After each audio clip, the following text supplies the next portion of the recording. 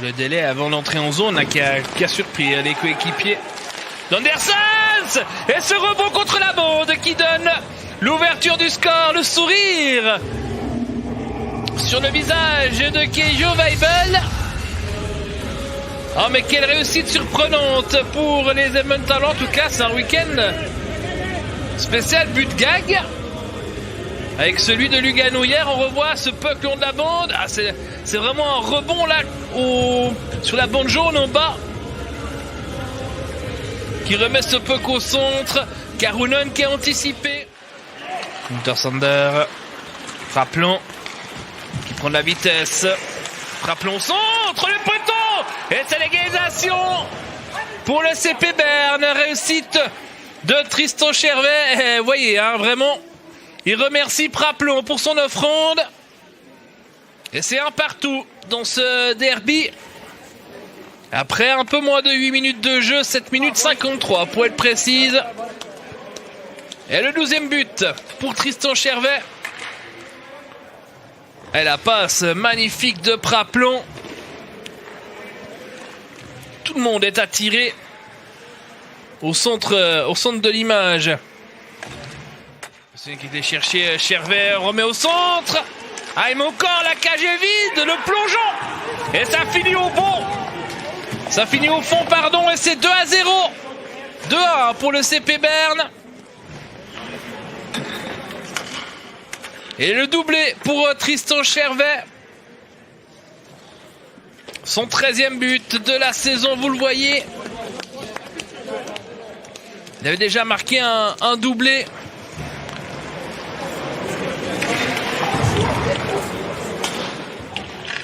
Il y a de ça 2 matchs face à ce même adversaire.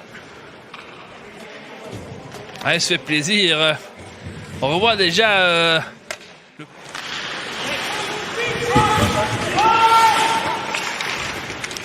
et l'arrivée d'Andersons. Bonne occasion. Et c'est l'égalisation pour les Langnau Tigers grâce à Loïc Inalbon. Qui rapidement dans cette entame de deuxième période remet les deux équipes à égalité pour son plus grand plaisir aux juniors lausannois. Et tout vient de ce pressing mis par Tom Sandersons. De Stoyanov en retrait de Inalbon qui vise bien.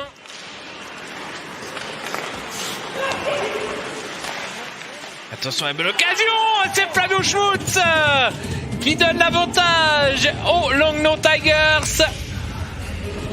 33 secondes après la mi-match et Langnau qui reprend les devants.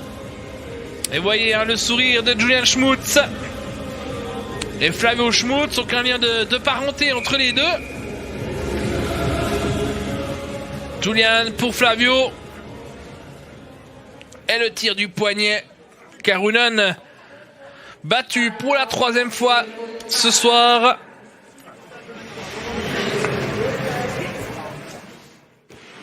On va chercher la déviation, c'est pas terminé. Moser encore. Il y a toujours Pounenov avec sa crosse qui vient empêcher. Le tir. Oh, le missile.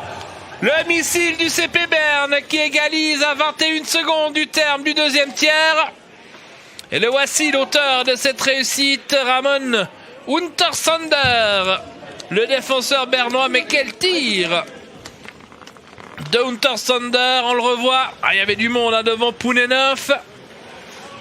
Et impossible que ce puck soit dévié même par Sopa. Ça part fort en tout. Oh, la relance de Maxwell. Et l'arrêt qui ne marche pas. Et c'est le 4e but, pardon, pour le CP Berne. Et la réussite, elle est pour Pestoni. Sur une mauvaise relance de Maxwell. Quel cadeau, là, du Canadien. Et une petite Pestoni que ne demandait pas moins pour aller marquer son 11e but de la saison. C'est 4-3 pour le CP Berne. Désormais, on revoit Maxwell, la relance. Incroyable. En plein axe. Et l'interception et le tir. Et Poulenov cette fois-ci qui se trouve un petit peu.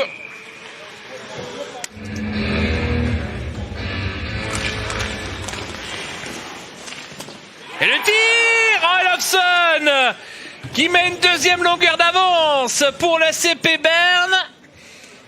Ah, les choses qui commencent à aller du bon sens pour les hommes de la capitale. Olofsson, son 10e but de la saison pour le Suédois. Engagement remporté, Conacher, Olofsson. La triangulation parfaite. Et Poulenov qui ne peut rien faire. Le tir entre les jambes du portier letton. Fabio Schmutz. Le puck, c'est la latte, la reprise. Et c'est le but pour Jules Sturny, qui relance complètement les affaires des Longno Tigers.